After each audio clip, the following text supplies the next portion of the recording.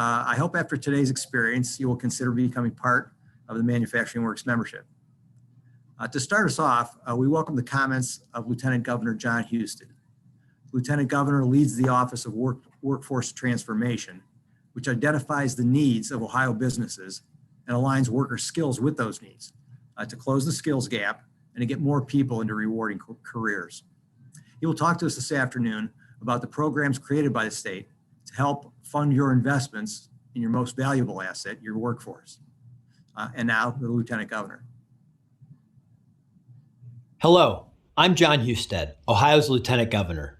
I'm happy to be with the Manufacturing Works annual meeting today. Manufacturing is essential to the success of Ohio's economy. Thank you to those joining us today for your hard work in serving Ohioans throughout the pandemic.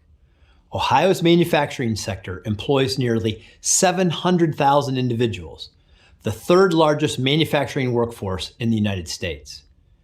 We know technology is changing the way we live and work, and many of you are exploring how automation and technology can improve your workplace. We have a variety of pathways to help prepare Ohioans for meaningful careers. High school students can earn in-demand workforce credentials while in high school that will lead to prosperous, secure careers upon graduation. And our signature job training initiative, TechCred, can provide you with a globally competitive workforce. We also have a high school internship program through the Ohio Manufacturing Extension Partnership to help more high school students gain real-world manufacturing experience earlier in their lives. You can get involved in the internship program by emailing mep@development.ohio.gov. Governor DeWine and I appreciate your commitment to Ohio, and we look forward to working with you in 2021 and beyond.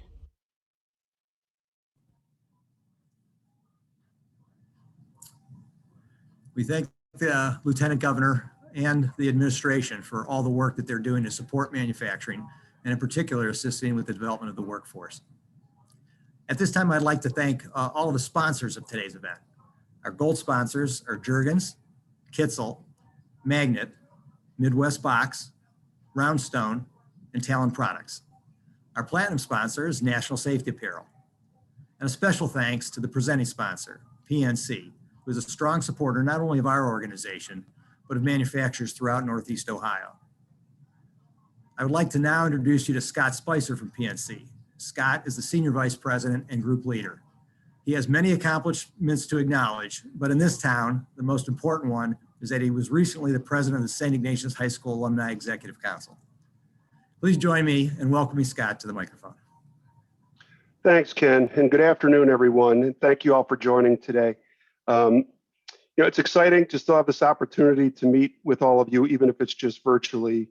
PNC is certainly very proud to be a supporting sponsor of Manufacturing Works, and most importantly, to support each of you as you continue to navigate through these unprecedented times with your businesses.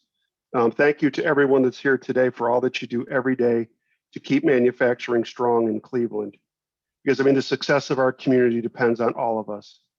Today, Manufacturing Works has chosen the theme of creating a winning workplace culture for this year's event. And PNC agrees that culture is an important piece of any successful business. And this year certainly has proven just how valuable a strong culture is to support businesses in difficult times. And like each of your businesses, PNC recognizes the importance of developing talent and fostering correctness. We support a strong focus on a diverse and inclusive culture that strengthens employee engagement, enables us to deliver results to our stakeholders, and to create value for our shareholders. Creating a winning culture takes time and a consistent focus. I'm excited to be here with you today to learn more from others in our community. And thanks to Manufacturing Works for their commitment to the industry and the important dialogue that supports growth in our community. PNC is proud to sponsor with Manufacturing Works on this event and the great work they do to support a strong local economy. Thank you again for joining today. Looking forward to a great program. Ken, I'll turn it back to you. Thanks, Scott, for those comments. Really appreciate it. And your consistent performance over the years has been great. Like nearly all of our events, today's is both a celebration of our members and an opportunity to share and learn. The value proposition of your membership is your connection to people who have experienced the same challenges you have and are finding solutions. We take advantage of the fact that manufacturers in this region are willing to share experiences to discover best practices. Our programming is created in committees made up of our members. We focus our efforts on the issues that you tell us are most important to you. From our conversations with you, we know that the economy is recovering, supply chains are being reshored to North America, and as a result, there's a renaissance in manufacturing in Northeast Ohio. Recent discussions with our members have revealed that shortages in some raw materials are presenting a significant challenge, but the hope and expectation is that time will fix this problem.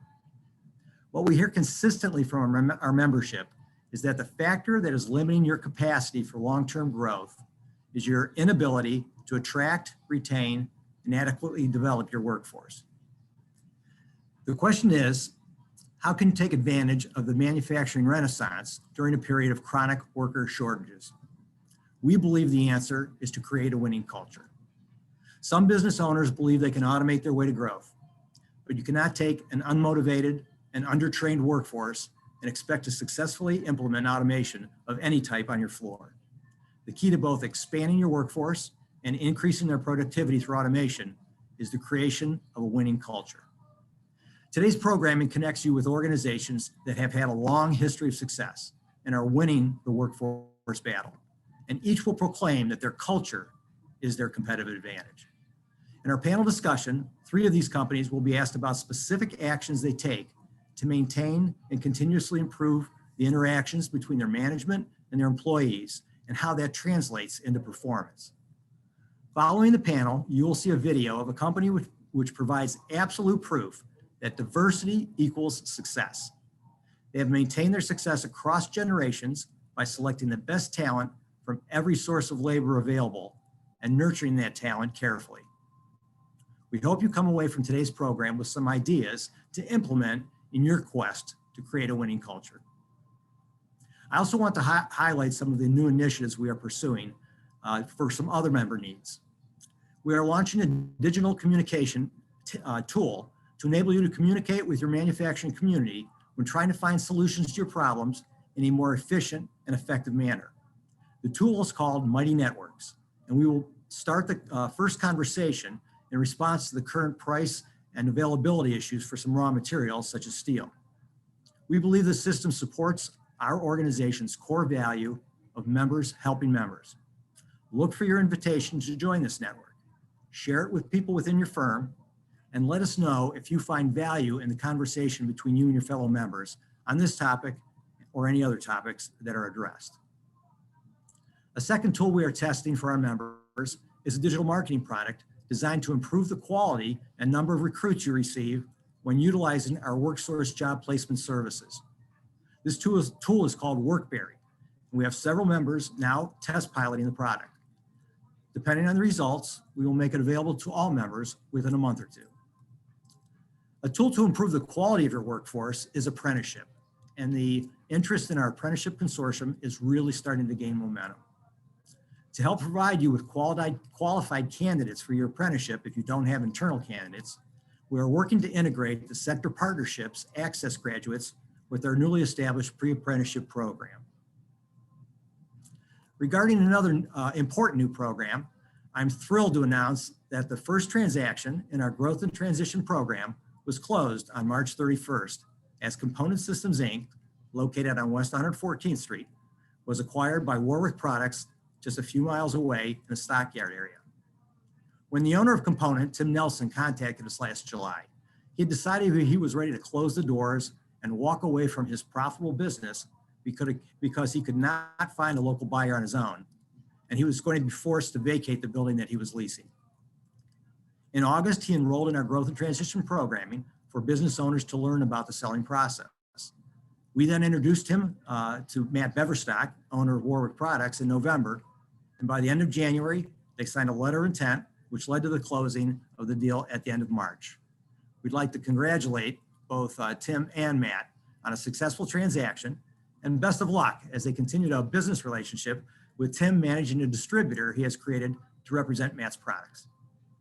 If any of you or your friends are thinking about transitioning out of your business or looking to buy another manufacturer, please give us a call. Our goal is to do what is in your best interest. The first cohort of the 5 companies enrolled in the program finished their formal classwork and are now meeting monthly to discuss topics of their choosing and hear from others who have successfully transitioned out of their business. Our second cohort is scheduled to begin in May, and there are still 2 spots available if you are interested. We want to thank our supporting members who are providing the instruction and thought leadership in this program. And we are happy to report that because of the value they bring, they have received dozens of requests and engagements for their services from the members participating in the Growth and Transition program. To complement our work for transitioning business owners, later in the second quarter, we are initiating our Manufacturing Works Leadership Institute, which is designed to develop tomorrow's leaders and future business owners. Because we are committed to the idea that diversity strengthens businesses and industries, we are intentionally reaching out to women and people of color to enroll in the program with the goal of having these 2 groups make up 50% of all cohorts. Our goal over time is to diversify our own membership by helping these program participants to become business owners. Finally, before we start our programming on building a winning culture, I want to announce that we are establishing a new committee for frontline supervisors, which really is where the rubber meets the road if you're trying to create a winning culture. This committee will be run by supervisors for supervisors, and it will be in addition to our formal supervisory training. We believe that by giving supervisors a voice, we will improve the effectiveness of all the work that we do. Now, I would like to introduce you to Robert Shenton, our board member from Plant Moran, who is largely responsible for putting together the panel discussion he will now facilitate. Thank you, Robert, for all you do and for our organization, and I'll let you take it away.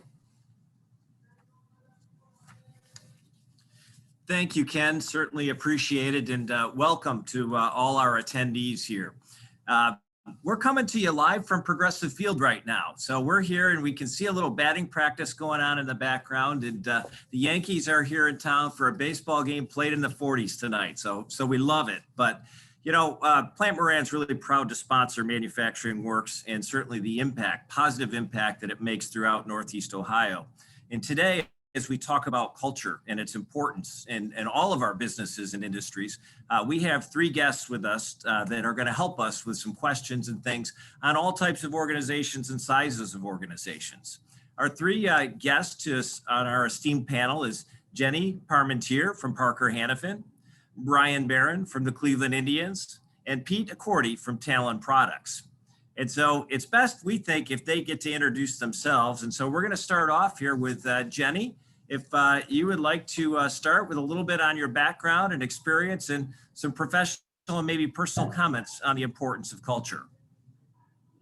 Thank you. Good afternoon, everyone. My name is Jenny Parmentier, and as stated, I work at Parker Hannifin.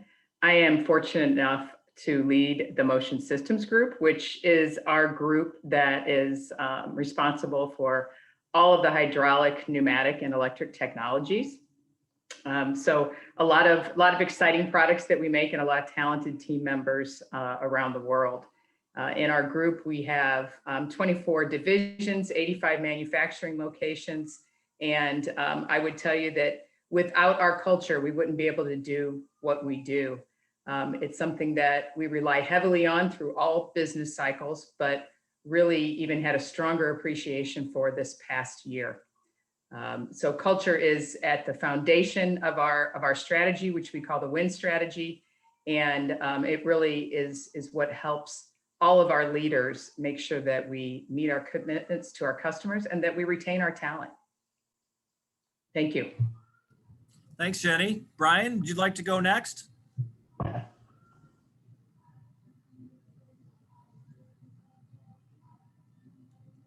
Brian? All right, Pete, we're going to go to you. Pete, will you want to go with your introduction, please? Sure. Good afternoon, everyone. My name is Pete Accordi. I'm president and co-owner of Talan Products. So my partner, Steve Peplin, and I own Talan Products. We've been in the city of Cleveland for 35 years, and we've taken a journey from the far west side. So we started in the Cams neighborhood, and then we were in Detroit Shoreway for a number of years, and now we're in Collinwood. So this is our final home in Collinwood in the old TRW Valve building here off of East 185th and St. Clair. So we're metal stampers primarily. So we're real niche in commercial construction products and solar.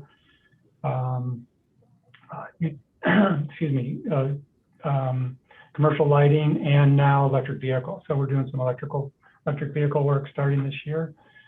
Relative to culture, I mean, yeah, people are your most important asset, right? Culture is the foundation, that drives that important asset. So for us, it is everything. People are the most important thing, and I think we've gotten a lot better, certainly in the last 10 years, of really understanding, what our culture is and what it needs to be, and how we define it and manage it.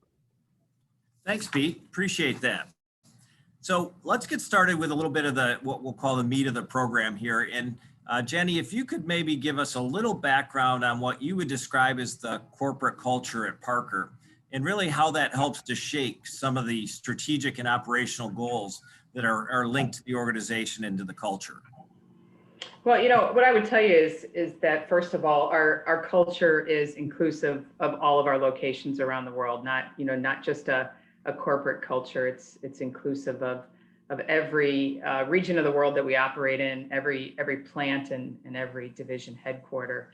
So we have our WIN strategy, and it is our guiding operational strategy. And as I already mentioned, the foundation of that is our culture and our values. And what sits on top of that foundation are 4 pillars that are very important to us. And that first pillar is engaged people.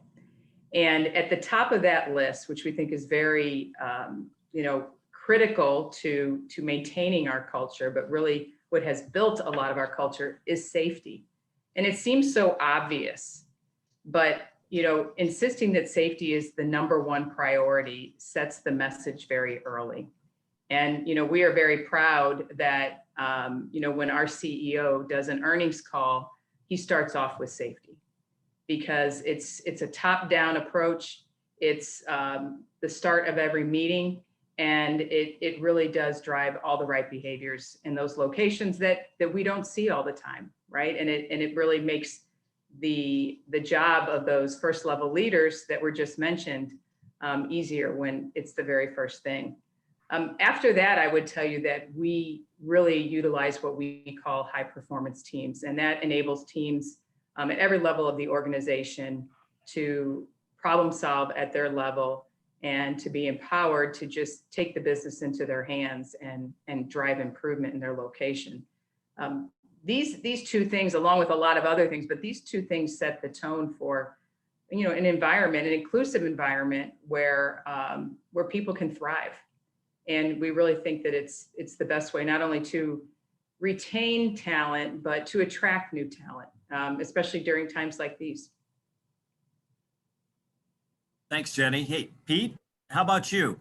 Things at Talan Products and how that alignment in the organizational culture works kind of from top all the way through the organization. Sure.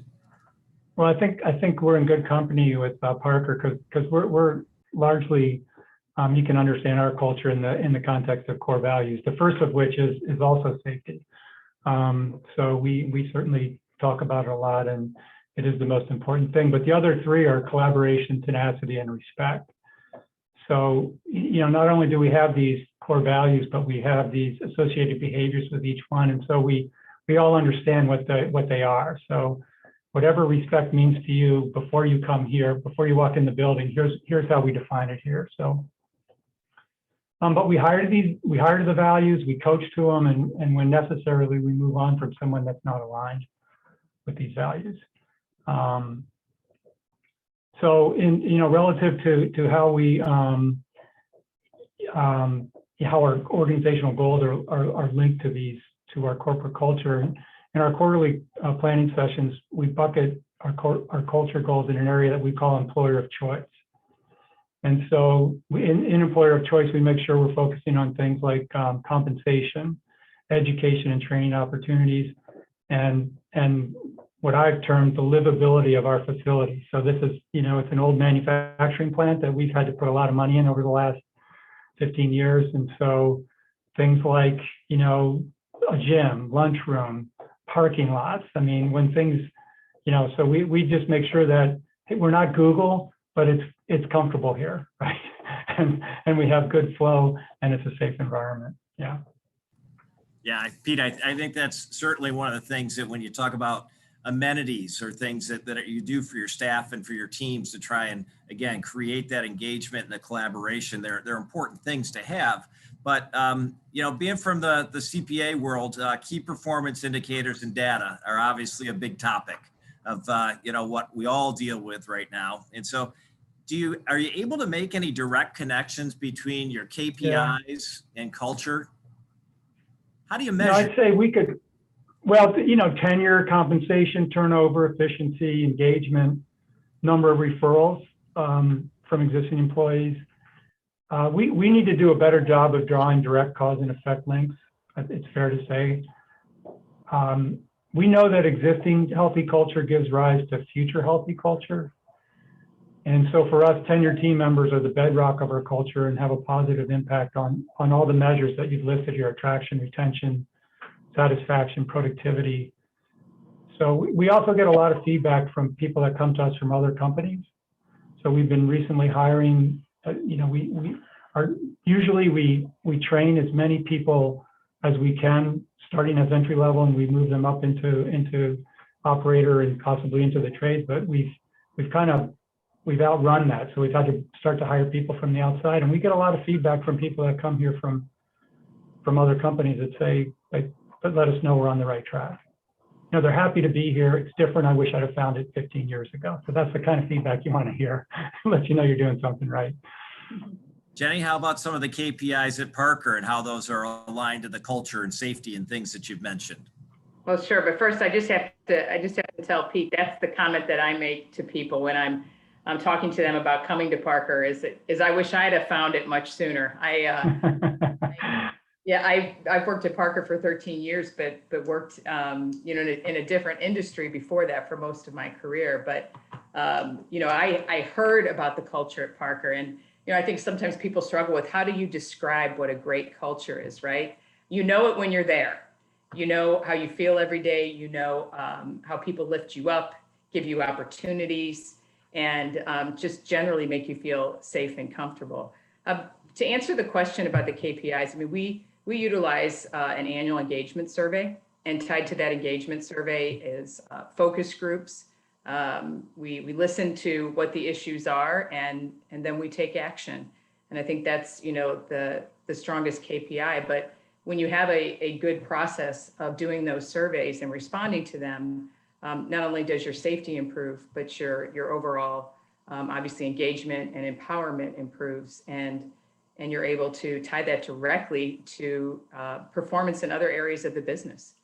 Because, we're a large company, as everyone knows. And, I said how many manufacturing locations are in my group alone, and there's many more than that in all of Parker. So, we have to provide the tools, and we do that in our WIN strategy. And then we have to trust. We have to trust the leaders. And that's what helps the culture stay strong. Mistakes are going to happen. Things are going to come up, but that baseline trust and providing the tools to allow people to form high performance teams and problem solve on their own is really what keeps that culture strong. And so now let's go to innovation. So we all talk about innovation and how important it is towards growth and long-term sustainability and success. So where do you see the innovation and culture, how those things align with each other to really help propel a company forward, or in particular, your organizations? Jenny, you want to start with that one? Yeah, I mean, this is, I don't mean to oversimplify here, but this really is simple to me. If the environment, if the culture is safe and friendly, people will be more creative. They will be more innovative. If they're working with a team, if they have a leader that encourages them to be innovative, to work outside of the normal design, you're going to flourish. And we see that in spades when we really, provide that environment and have that type of leader, whether it's over an engineering team or a supply chain team, or even, a finance team. There's plenty that you can do to improve processes, to simplify, and you get there through the people's ideas. You get there through allowing them to come forward with suggestions and try it, and just be there to remove the roadblocks, not to point out what's wrong or tell them a better way. That's what drives innovation. And Pete, how about the innovation and culture alignment at Talan? It's funny, I think I'm going to say sort of the same thing, but I'll say it in a different way. But I think we're really aligned on this too. But so I said earlier that collaboration is one of our 4 core values. So we're hardwired to get cross-functional voices engaged in all aspects of design, continuous improvement, and problem solving. So just a quick example. So metal stamping dies can be really complex. So 10 years ago, our tools would be designed by an individual tool designer, built on the outside, and then they would show up in time for us to run production. So oftentimes, you'd see it just a group of tool makers kind of standing around, scratching their heads, going, "Well, why don't we do it this way? Or why don't we make these? Why didn't they do this?" So, there was changes that would have been made had they been involved earlier. At the same time, we might have had, that there were resulting production delays. So today, our design process, just relative to stamping dies, it's more like a design charrette. So there's milestone reviews that include tool makers, plant manager, quality manager, and a sales engineer. So, when a tool's being designed, you're going to have probably at least 4 actual reviews along the way. So when the tools show up, they're ready to run, and they're much more efficient. And more importantly, or as importantly, they're much easier to maintain, which is why the tool makers, they really have the best ideas on that. And we also have a formal continuous improvement process where new ideas emerge at all levels of the organization. So again, to Jenny's point, that could be supply chain process, it could be in accounting, it could be in all different sorts of areas. So we always get a lot of voices involved. So I'm curious, I'm just going to ask this question, since we're working with large company, smaller company. Does size matter as far as culture? In other words, can you still maintain a world-class culture no matter how large you are? What are your thoughts on that? Jenny? I think so. Yeah, Okay. I definitely think so. It really is all about leadership. Your leaders set the tone every day at all different levels of the organization. And someone once told me early in my career, every day you have the opportunity to lift people up or push them down. You get to decide who you want to be, and that works whether you're running a plant with 50 people or 5,000 people, because people know what to expect from their leaders. So I think it's very important. As Pete started out saying, not everybody makes it, right? Sometimes you have to make some tough decisions. But if you go in with the attitude that there's really no bad team member, and you have the right leadership in place, your culture will stay strong no matter what your size is.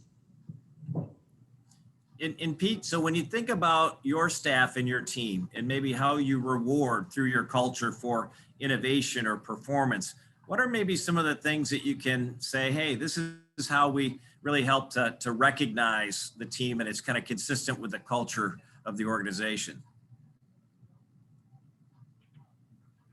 I don't know that we do a lot of individual recognition necessarily. I think we celebrate when, as a company, certainly probably a little bit more when we didn't have to wear face masks and social distance, and it has been much more difficult lately. But I wouldn't say we do a lot around individual, necessarily recognition, but certainly, and we will be back to that this year. We do a lot of communicating around what's going well and why it's going well. If that answer, I'm not sure if that answered your No, question. it absolutely does in terms of it. Yeah. And I think part of the point you're making there is that the success of the team is more important than It's necessarily everything. It's individual everything. recognition. Yeah. Absolutely. Yeah, it's everything. Yeah. Absolutely. And so, Jenny, if we talk a little bit too about development of skills and how training and development is really part of culture and how you build your next generation of leaders and such, give us a little insight into how Parker works with that training and development from your staff. I'd be happy to. I probably will talk too long. I just wanted to bring attention to Brian is here, and he looks like he's really wanting to answer some questions. Yeah. All right, Ryan. I'm sorry. I had to make sure that the field was actually not frozen so we can start our game with the Yankees on time. So I apologize. I'm a couple minutes So that's more important. And and Brian, we know we're sitting here looking at it. So that's great. Well, hey, welcome, Brian. And I'm going to hit pause right now and give Brian the opportunity to introduce himself. And he too has an interesting story I think he'll share with regards to culture, not just baseball, but some manufacturing as well. So Brian? Sure thing. Thank you. I'm in my 8th year in Major League Baseball after 24 years at Procter & Gamble. So I picked up the tail of the last question on, how big is an organization and does that matter? So I've kind of gone from a global 100,000 plus employee company to a very local, couple hundred employees. And one of the biggest pieces of learning in the transition from, a big one to a small company is, there's never enough time or resources ever. And for perspective, in baseball, there's 30 Major League Baseball teams with big 3 professional sports teams, NFL, NBA, and Major League Baseball, located in the same market.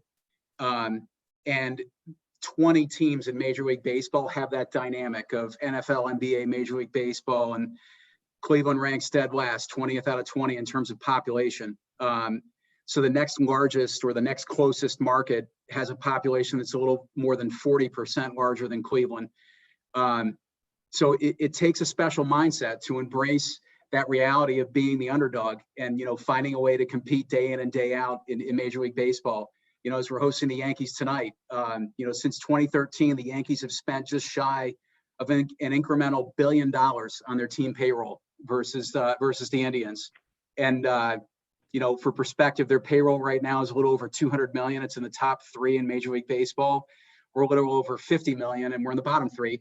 But at the end of the day, whether you're, David or Goliath, from a fan perspective, from a consumer, from a customer perspective, everybody expects you to be able to compete.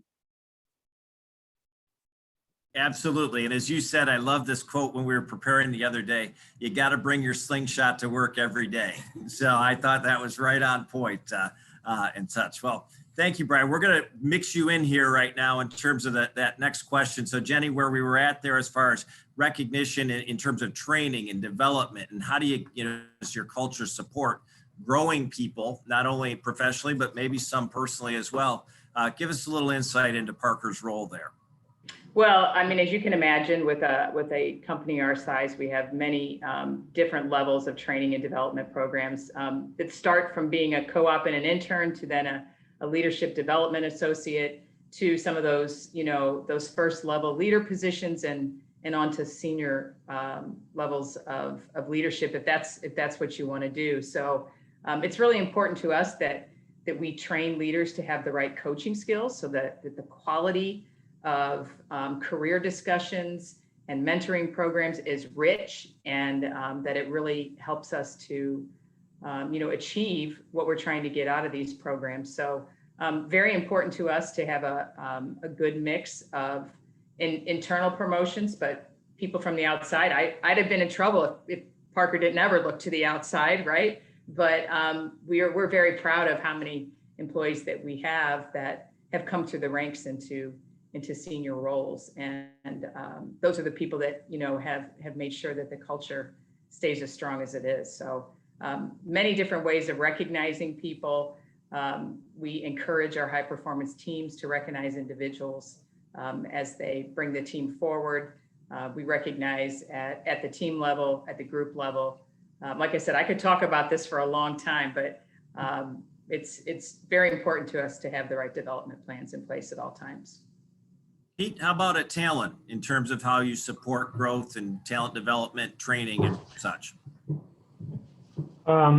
Just specifically around culture and innovation, or just in general? Just in general.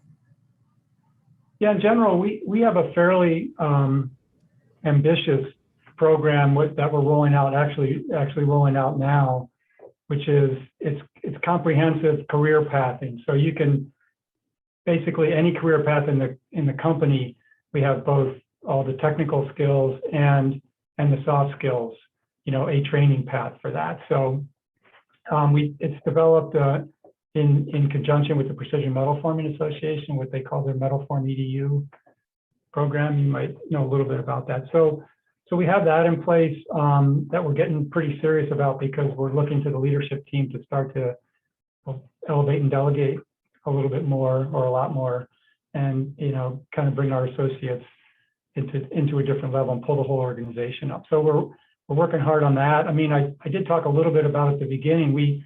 Most of our stamping press operators, if you walk through Talan Products today, which is a highly skilled position, were started out as entry level.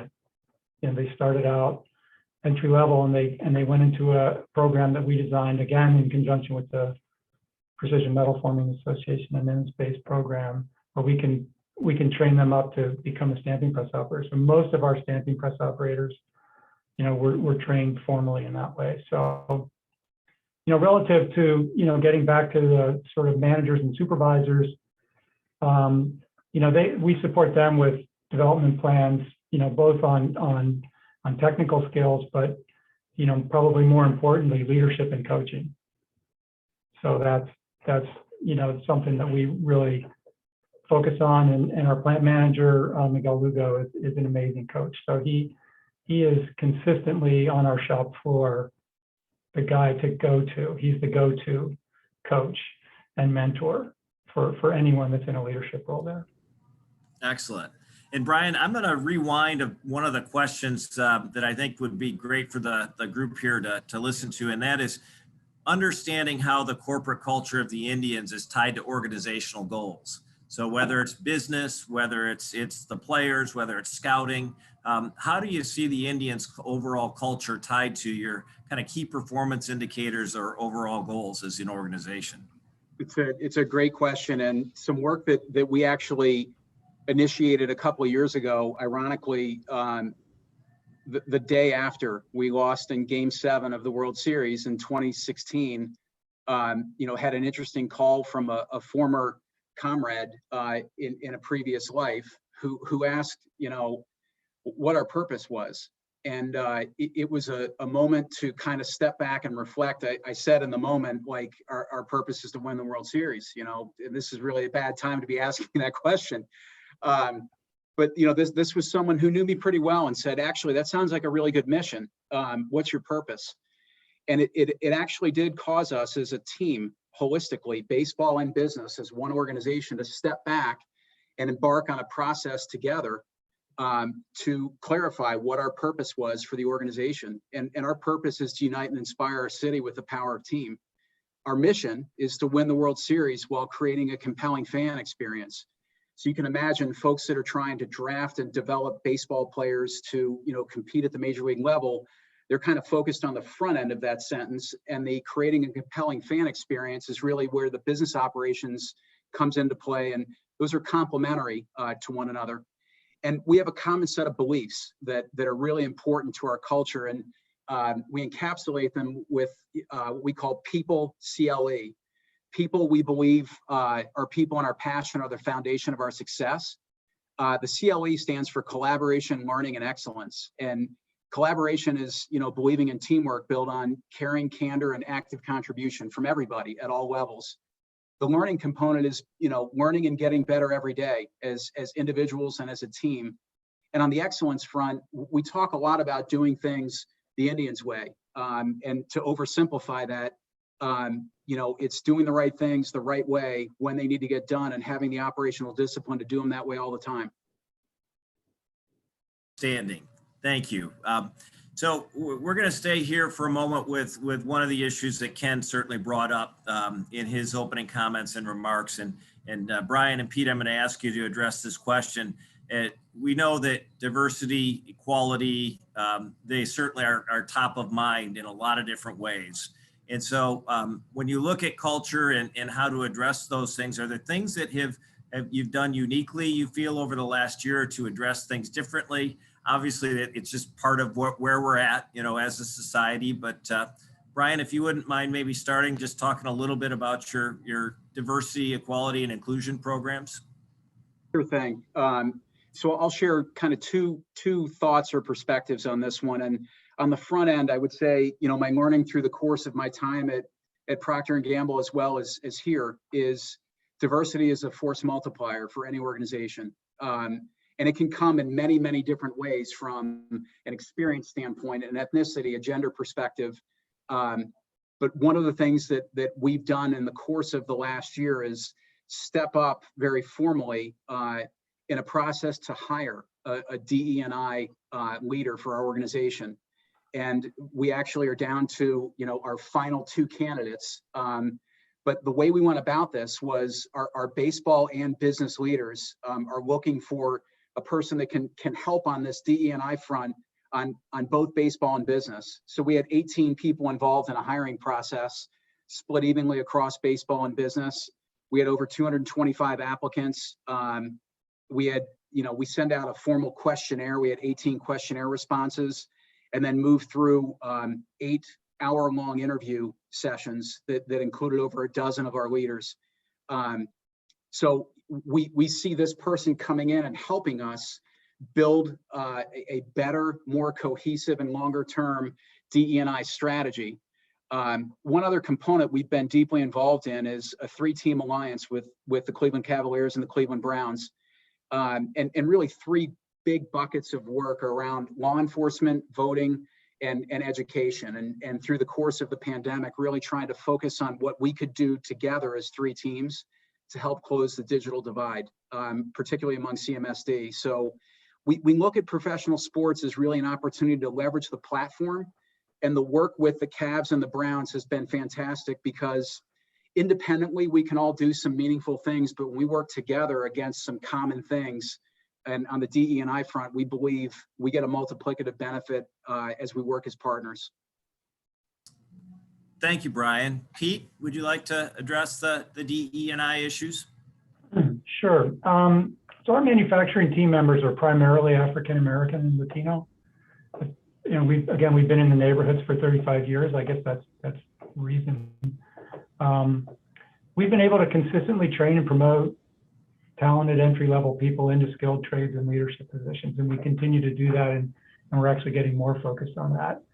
But our plant manager, by way of example, our plant manager, Miguel Lugo, started here 15 years ago as a general laborer, and now runs our plant and tool room, and will be starting an MBA program in the fall. So the challenge for us, and maybe for smaller companies in general, is attracting and hiring people of color into what I'm using air quotes, because I don't know that I like the term professional positions, but because I feel like I work with a lot of professionals on that side of the wall, but professional positions. So the number of Black and brown candidates we'd interview for a position such as like a cost analyst, an engineer, project manager, is a fraction of the number of white candidates we're going to see. So we're just not going to see a lot of Black and brown people. So we think we got some work to do, and starting with more targeted recruiting, and there are ways we need to target our recruiting, and then also internships. So we feel like we're doing fine relative to our shop and our technical positions out there, but there's definitely some opportunity in the front of the house. Okay. And Jenny, when you look at the population of talent in trying to assess where you're drawing people from, able to recruit and such, and certainly you having come from the outside, are there ways that you're able to look at expanding kind of your talent pool and ability to go attract workforce to Parker that you're engaging in these days? I would say that we've really, stepped up our, some of our hiring practices in different areas of North America and the whole world because competition is so high. So whether it's through expanded digital platforms, social media platforms, and, not just showcasing, hey, we're hiring, but, showcasing what it's like to work for Parker and really putting our purpose statement out there to Brian's earlier comment. We spent some time over the last couple of years asking ourselves that same question. What is our purpose? And we came with, enabling engineering breakthroughs that lead to a better tomorrow. And along with that, we were able to, create some literature and videos to really show people where our products go and how exciting it is. And without our products, there's a lot of things that come to a halt. So we leverage all of our technologies and the customer applications to attract people. So I think you have to be really creative these days. There's a lot of opportunity and there's a lot of options for the younger talent coming out of college and the experienced talent who's worked in manufacturing. So I think you really have to challenge yourselves to step away from the traditional hiring methods and think about where you're operating and what would make people want to come work for you.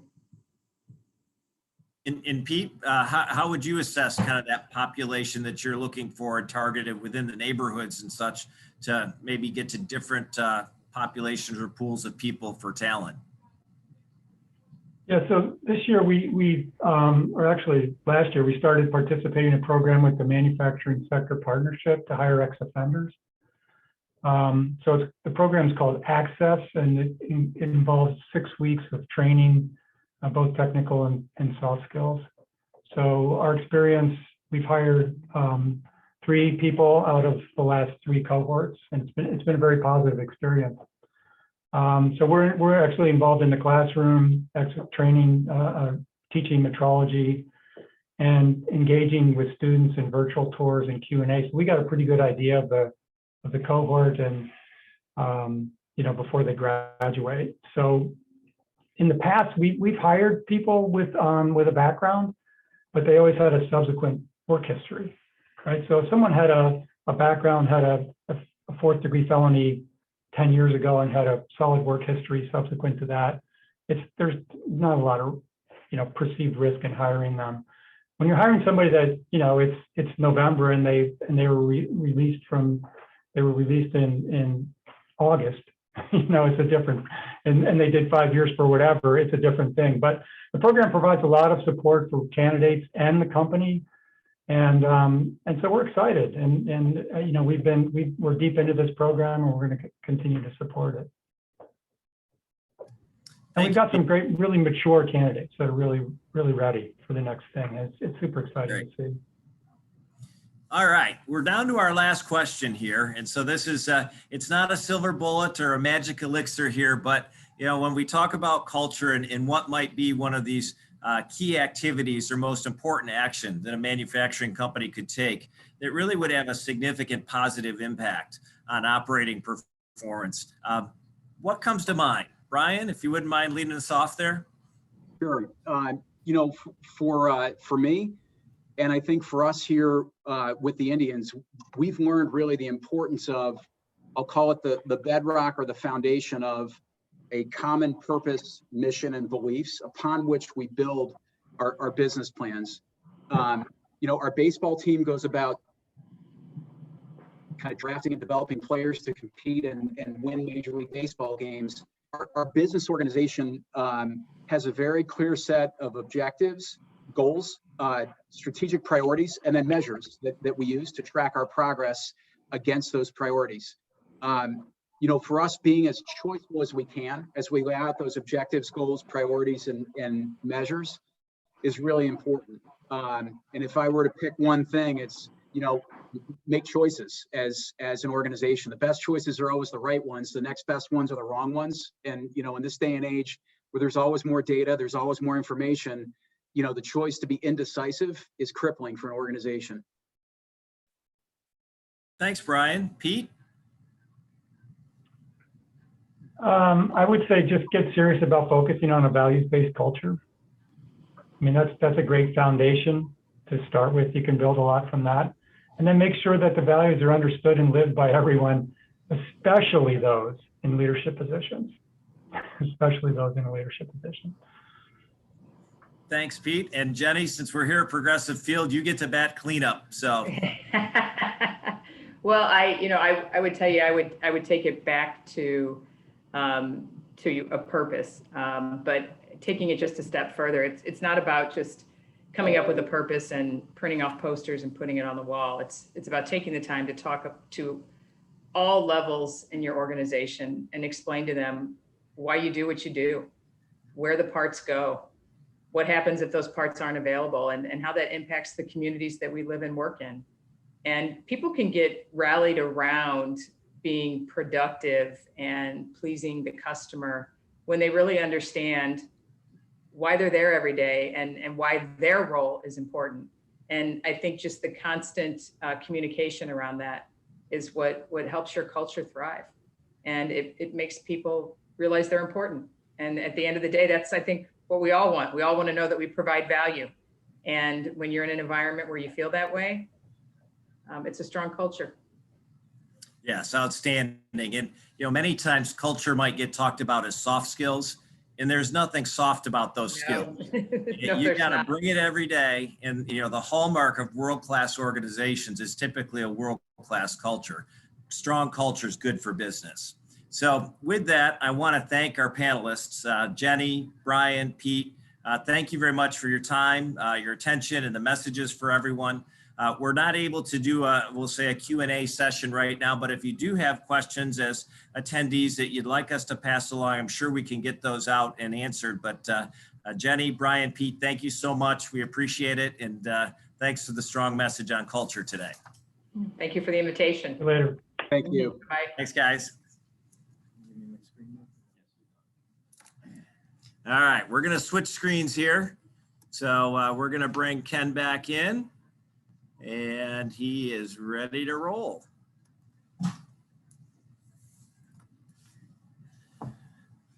All right. Thanks to the panel. Thanks to the great questions, Robert. Very interesting and informative. We really consider this discussion, this presentation, to be the beginning of discussions among ourselves and our members on many of the topics that were covered.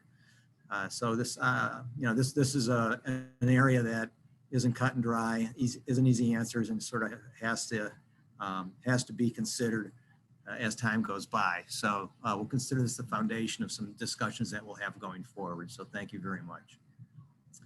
We all have our own definition of diversity and inclusivity, but none is broader than the company you're about to see.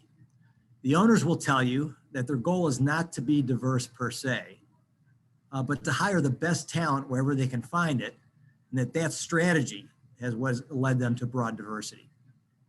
So, Ann, if you'd please roll the video.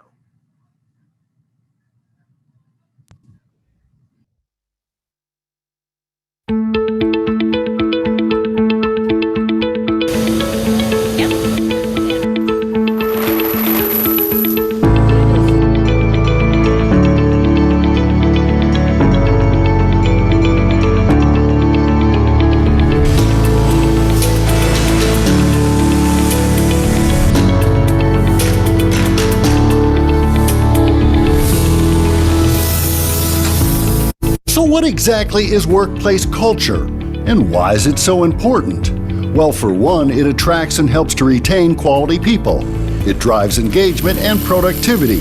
And of course, it impacts overall happiness and satisfaction for all.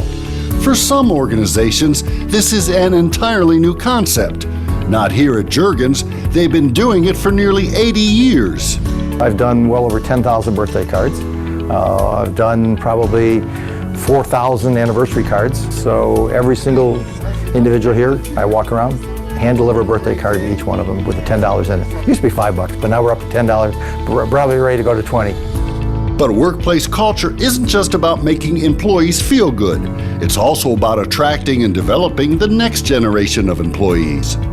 We're doing a lot of stuff when it comes to finding and taking our high school students and helping to develop them. We're trying to find ways to develop them, help give them education. We're looking for people that are willing to work, have a desire and a passion for manufacturing, we'll help train them. We've got people on our shop floor that have been there for 30 plus years that will work with them shoulder to shoulder to help develop them.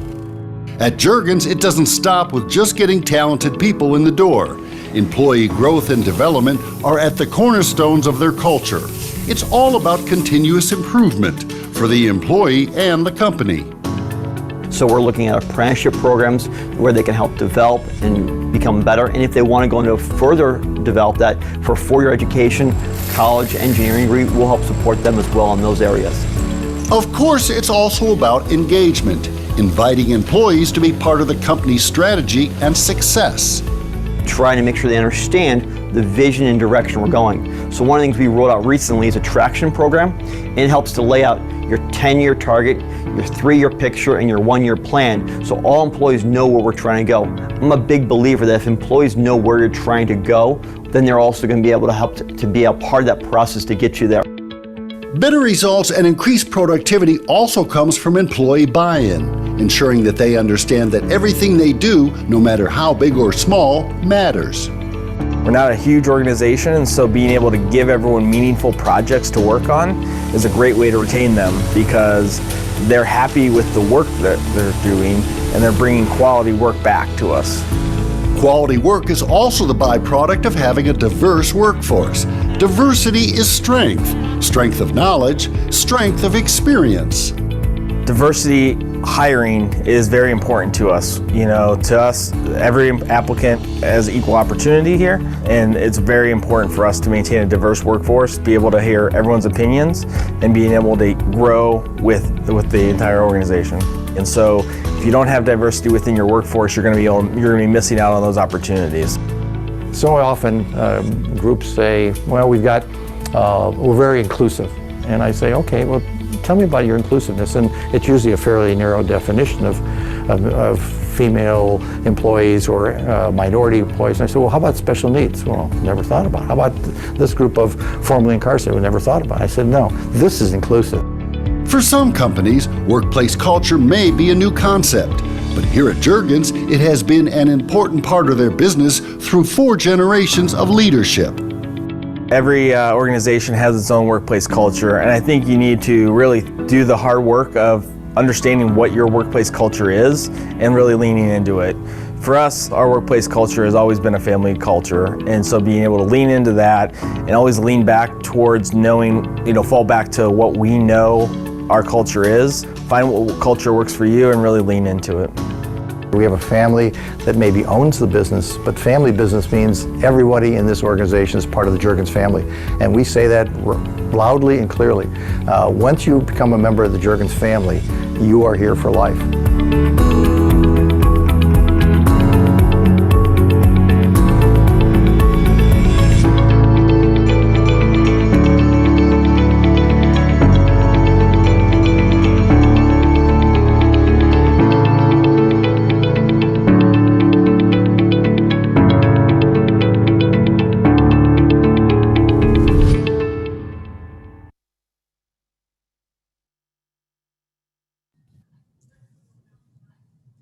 Thank you to Jack, Matt, and Kurt Schron for creating and maintaining such a fine organization and for sharing your best practices with your fellow members of Manufacturing Works. Quite impressive. As we close out the meeting, I'd like to thank the individuals and the organizations that donate to support our efforts. 75% of our budget is funded by their generosity. To the volunteers who spend precious hours on our committees, and especially those on our board of directors, I thank you for your time and your thought leadership. And a special thank you to Gary Davis, who was personally so important to me as a confidant and advisor as board chair in my first 2 years on the job. Finally, thank you to James Domingo for agreeing to be the new board chair, and Peter Cordy for taking James' spot as vice chair. And with that, I will turn it over to James.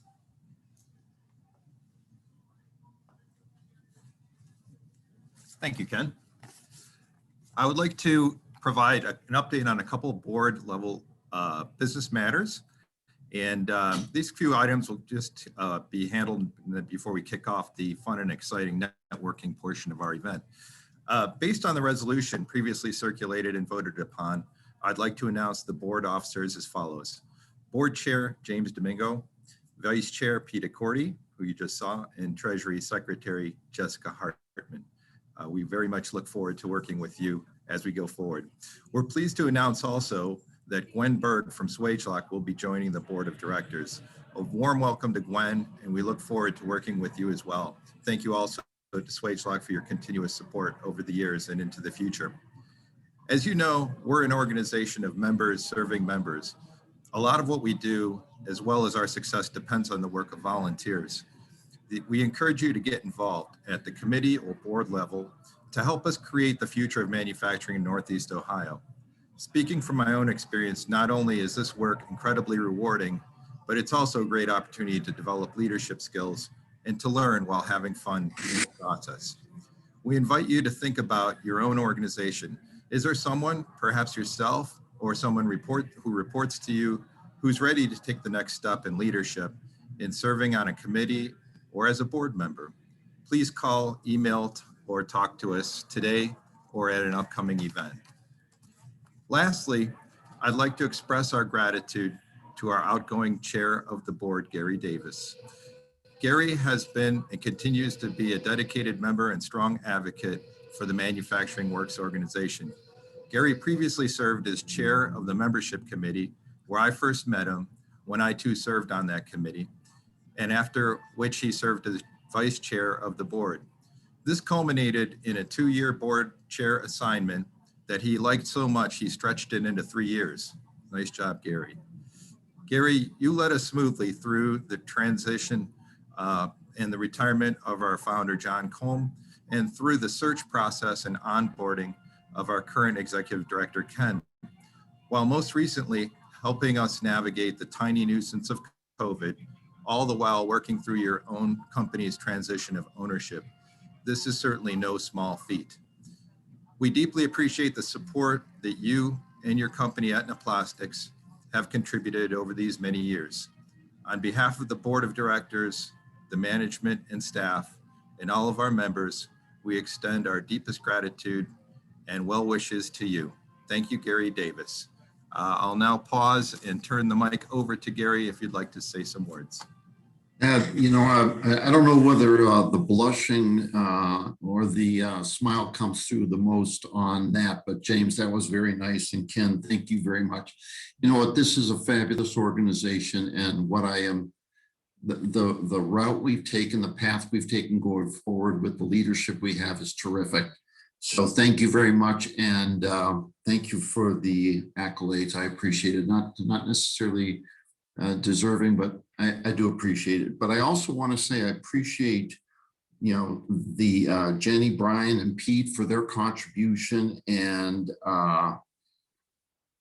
as well as Robert for hosting that, and the Jurgens presentation. These are terrific presentations, and what a great opportunity for people. We have over 100 people in this meeting here today, and what you got here today was just priceless. Absolutely priceless, and it's what I have received as part of this organization for the umpteen years that I've been involved with it, and the 3 years I've been board chair. So thank you very much for having me, and James, pass the gavel, which I've done already. So thank you so very much. Thank you, Gary, and look forward to working with you as in your new role, immediate past chair. So with that, I will conclude my portion and turn it back over. I'll turn it to Marcia, who's going to lead us through a very fun and exciting networking event. Thank you, James. Hi, everyone.